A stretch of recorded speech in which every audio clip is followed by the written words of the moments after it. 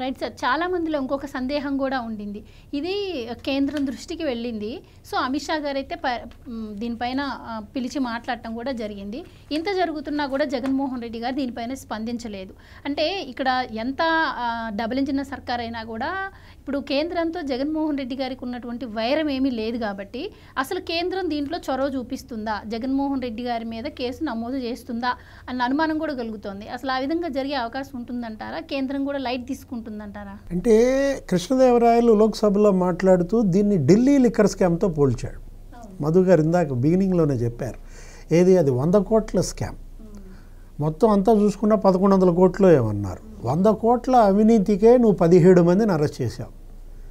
ఎవరు? ఇదే కేంద్రం, ఇదే సిబిఐ, అవే ఈడీ ఏం చేసింది? ఒక ముఖ్యమంత్రిని అరెస్ట్ చేసింది, ఢిల్లీ ముఖ్యమంత్రి. ఇప్పుడు కేజ్రీవాల్ని అరెస్ట్ చేశారు, కవితను అరెస్ట్ చేశారు, అక్కడ ఉన్న ఉప ముఖ్యమంత్రి సిసోడియాని అరెస్ట్ చేశారు, 17 మందిని అరెస్ట్ చేశారు. వాళ్ళు అసలు ఒక 170 సెల్ ఫోన్లు పగలగొట్టారు. ఏది? ఢిల్లీ లిక్కర్ స్కామ్ కన్నా ఆంధ్రప్రదేశ్ లిక్కర్ స్కామ్ నీకు 1000 రెట్లు పెద్దది. ఏది? ఇది 1,00,000 కోట్లు. ఇక్కడ అమ్మిన మద్యం 1,00,000 కోట్లు. ఇప్పుడు ఇందా మనం చెప్పుకున్న లెక్కల ప్రకారం ప్రభుత్వ శ్వేతపత్రమే ప్రాథమికంగా ఎంత అని చెప్పారు? 18,000 కోట్లు అని చెప్పారు. 18,860 కోట్ల 15 లక్షలు. అంటే ఇప్పుడు నేను చెప్పిన దాని ప్రకారం తెలంగాణకి ఆంధ్రప్రదేశ్కి వ్యత్యాసం వచ్చిన ఆ 37,000 కోట్లు ఎటుపోయాయి? ప్రభుత్వానికి రావాల్సిన రాబడి 42,000 కోట్లు అంటే గతంలో తేడా 5,000 కోట్లు తీసేస్తే 37,000 కోట్లు స్వాహా చేసిన పరిస్థితి అన్నమాట. అంటే ఇప్పుడు ఈ 37,000 కోట్ల మీద మధు గారు ఏమంటున్నారు? జిఎస్టీ ఉంటుంది, ఇంకా ఐటీ ఉంటుంది. ఇప్పుడు మనీ లాండరింగ్ కదా, ఈ చట్టాలన్నీ ఇక్కడ దిగాలి. అక్కడ మనీ లాండరింగ్ లేదు. ఎక్కడ?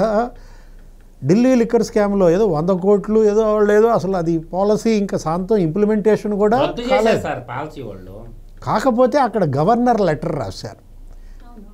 ఏది? దానిపైన సిబిఐ ఎంక్వైరీ, ఈడీ ఎంక్వైరీ ఆయన అడిగిన పరిస్థితుల్లో ఇక్కడ గవర్నర్ రేపు లెటర్ రాస్తారా? ఆంధ్రప్రదేశ్ లిక్కర్ స్కామ్ పైన సిబిఐ దర్యాప్తు కోరతారా? లేదు ముఖ్యమంత్రి చంద్రబాబే లేఖ రాస్తారా? ఇప్పుడు ఇక్కడ జరుగుతోంది ఏంటి? ఏసీబీ ఎంక్వైరీ, సిఐడి, విజిలెన్స్ ఇవన్నీ నిర్ధారించిన పరిస్థితుల్లో ఇప్పుడు ఈ మద్యం కుంభకోణం దీనిపై విచారణ నిజంగానే సిబిఐ, ఈడీ గనక టేకప్ చేస్తే టేకప్ చేయాల్సిన అవసరం ఉంది. ఇప్పుడు క్యాబినెట్ బాబు గారు ఫామ్ చేయాలి సార్. కూర్చొని మంత్రిమండలి కూర్చొని చర్చించి ఈ లిక్కర్ స్కామ్ని సిబిఐ, ఈడీ దర్యాప్తు చేయమని లెటర్ ఢిల్లీకి ఇచ్చేయాలి. అది వేరే విషయం, వాళ్ళు డిసైడ్ చేస్తారు. అది కనుక జరిగితే అప్పుడేంటి? ఈడీ ఎంటర్ అవుతుంది. కృష్ణదేవరాయలు ఏమని ఆరోపించాడు? 4,000 కోట్లు అన్నాడు. అసలు 4,000 కోట్లేనా ఇంకా ఎక్కువ వెళ్ళిందా? ఎందుకంటే ఇక్కడ ఎక్కువ కనపడుతున్నాయి. ఒక చోట 19,000 కోట్లు కనపడుతుంది, ఇంకో చోట 37,000 కోట్లు కనపడుతుంది. ఇదంతా క్యాష్. ఈ వసూలు చేసిందంతా క్యాష్ అన్నమాట. ఏది? ఆన్లైన్ కాదు కదా. ఆన్లైన్ ఎంత అన్నారు? 615 కోట్లు ఏమో. అంటే 0.3% మాత్రమే. అది కూడా మాట్లాడాడు కృష్ణదేవరాయలు. 10 ఏళ్లలో మోడీ గారు దేశం మొత్తం డిజిటల్ కరెన్సీ దగ్గర విపరీతంగా పెంచేశాడు, 200 రెట్లు. కానీ ఆంధ్రప్రదేశ్లో 0.03% మాత్రమే డిజిటల్ కరెన్సీ లిక్కర్ అమ్మకాల్లో అంటూ ఏ విధంగా ఇక్కడ డబ్బు ఇతర దేశాలకు వెళ్ళింది? సునీల్ రెడ్డి ద్వారా దుబాయ్కి 2,000 కోట్లు వెళ్ళిందా? నిజమా కాదా? దుబాయ్కి 2,000 కోట్లు అని చెప్పారు సార్. అది వాస్తవమా కాదా? ఎంక్వైరీ చేయాల్సిన బాధ్యత. ఎందుకంటే బంతి కృష్ణదేవరాయలు వాళ్ళు ఎవరి కోర్టులోకి దన్నాడు? లోక్సభలో దన్నాడు. పోయి అప్పుడు అమిత్ షా కోర్టులో పడింది. ఇవాళ అమిత్ షా పైన వాళ్ళ బాధ్యత ఉంది, ప్రధాని మోడీ పైన బాధ్యత ఉన్న నేపథ్యంలో కేంద్ర ప్రభుత్వం దీనిపైన దృష్టి పెట్టకపోతే దోషిగా మిగిలిపోయింది. ఆంధ్రప్రదేశ్ లిక్కర్ స్కామ్ని ఒక కొలిక్కి తీసుకురాకపోతే ఢిల్లీ లిక్కర్ స్కామ్లో వాళ్ళకు వచ్చిన పేరు చెరిగిపోతుంది. ఎందుకంటే అది ప్రభుత్వాలు మారిపోయాయి. ఆ ఒక్క లిక్కర్ స్కామ్, ఆ అవినీతి కుంభకోణం వల్ల 100 కోట్ల దానికే ఢిల్లీ ప్రభుత్వం కూలిపోయింది. వాళ్ళు ఢిల్లీలో బీజేపీ ఏదో వచ్చినట్టుంది. అట్లాగే తెలంగాణలో కాంగ్రెస్ వచ్చింది, బీఆర్ఎస్ ఓడిపోయింది. ప్రభుత్వాలనే తారుమారు చేసిందే ఆ కుంభకోణం. మరి ఆంధ్రప్రదేశ్కి ఒక పట్ల ఒక రకంగా, ఢిల్లీ లిక్కర్ మాఫియా పట్ల ఒక రకంగా చేయకూడదు కదా. కేంద్రం ఏం నిర్ణయం తీసుకుంటుందో చూడాలి, ఆంధ్రప్రదేశ్ ప్రభుత్వం ఏ డైరెక్షన్ ఇస్తుందో చూడాలి. అప్పటిదాకా తుపాకీ, భుజాలు, ఆయన వ్యూహాలు, ప్రణాళికలు ఇవన్నీ కూడా ఏంటంటే ఏదో జగన్మోహన్ రెడ్డికి మేలు చేయటం కోసం కాదు కదా. తప్పు ఎక్కడ జరిగినా శిక్షించాలి, అవినీతి ఎక్కడ జరిగినా నిగ్గు తేల్చాలి, దోషులను శిక్షించాలి, ప్రజాధనాన్ని రికవరీ చేయాలి. ఇందాక మధు గారు అన్నారు, ఒక ప్రత్యేక చట్టాన్ని కూడా తీసుకురావాలి. ఈ మద్యం ఉపయోగించి ఎవరెవరు ఈ 1000 కోట్లు సంపాదించారు, 7 అంచెల వ్యవస్థ అంటున్నారు. డిస్టిలరీల పాత్ర ఏంటి, లేకపోతే ఎక్సైజ్ అధికారుల పాత్ర ఏంటి, ఆ సెబ్ ఎందుకు తీసుకొచ్చారు, దాని వెనక వాసుదేవరెడ్డి హస్తం ఏంటి, అసలు వీళ్ళందరినీ డిప్యుటేషన్ మీద తీసుకొచ్చిందే దోపిడీ కోసం.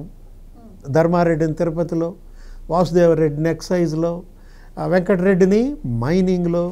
అసలు ఇదొకంతా కూడా ఒక ప్లాట్, ఏది ఒక కుట్ర, దోపిడీ కుట్ర ఇక్కడే కనపడుతున్న పరిస్థితుల్లో ఈ మొత్తాన్ని ఛేదించాల, దోషుల్ని కఠినంగా శిక్షించాల్సిన బాధ్యత కేంద్ర రాష్ట్ర ప్రభుత్వాలపైన ఉంది. ఎందుకంటే వీళ్ళు ఎన్నికల ప్రచారంలో వీళ్ళు ప్రచారం చేశారు, ఏది అవినీతి కుంభకోణాలు అంతు తేలుస్తామన్నారు, కక్కిస్తామన్నారు, తిన్నది మొత్తం కక్కిస్తామన్నారు. మరి కక్కిస్తారా? కక్కించకపోతే మరి మాట నిలబెట్టుకోనాళ్ళుగా మిగులుతారు. సార్, ఈసారి కనుక కేంద్రం రంగంలోకి దిగితే జగన్మోహన్ రెడ్డి గారి మీద నమోదయ్యే కేసులతో ఆయన అసలు ఇంకా బయటికి రాలేరు, ఆయన రాజకీయ భవిష్యత్తు ఇంకా ఉండదు, అలాగే ఆయన పార్టీ కూడా నిర్వీర్యం అయిపోతుందని చెప్పి వార్తలు వస్తున్నాయి. సో ఇంత చేసినటువంటి లావు కృష్ణదేవరాయలకి థ్రెట్ ఉంది అని చెప్పి ఇంటెలిజెన్స్ నుంచి కూడా ఒక సమాచారం అందింది అని వార్తలు వస్తున్నాయి. ఏమంటారు మీరు? అంటే ఇప్పుడు జగన్మోహన్ రెడ్డి వల్ల కృష్ణదేవరాయలకి థ్రెట్ ఉంది అన్న నేపథ్యంలో మరి కృష్ణదేవరాయల ప్రాణాలకు కనుక ఎటువంటి హాని కలిగినా జగన్మోహన్ రెడ్డి బాధ్యత వహించాలి. ఎందుకంటే మనం చూసాం మొన్న వివేకానంద రెడ్డి హత్య కేసులో దస్తగిరి, లేకపోతే సునీల్ యాదవ్, వీళ్ళంతా కూడా భయపడుతున్నారు. సునీత వరుస పెట్టి అక్కడ 6 ఏమో చనిపోయారు 6 ఏళ్లలో, అనుమానాస్పద మరణాలు అన్నారు, కొంత అసలు హత్యలు అంటున్నారు. అంటే ఇప్పుడు ఆ వివేక హత్య కేసులో జరుగుతున్నటువంటి గొలుసుకట్టు మరణాల నేపథ్యంలో ఇప్పుడు ఈ లిక్కర్ స్కామ్ని లోక్సభలో బయటపెట్టిన నేపథ్యంలో ఒకటి మాత్రం నిజం, ఏది ఈ వార్త, ఈ కథనం, ఇప్పుడు ఇవాళ ఈ మీడియాలో వచ్చిన అంశాలు, దీంట్లో ఉన్న ఒక హేతుబద్ధత, ఒక సత్యం ఏం కనపడుతుందంటే ఇది చాలా పెద్ద స్కామ్. ఈ స్కామ్లో నుంచి జగన్మోహన్ రెడ్డి బయటపడలేడు, అతను రాజకీయంగా ఖతం అని ఆ కథాంశం యొక్క సారాంశం ఈరోజు వచ్చిందన్నమాట. అది ఎవరు భుజం మీద తుపాకి పెట్టారు, ఎవరు గెలుస్తున్నారు, ఏదైనా సరే పేలర్చడం ఖాయం.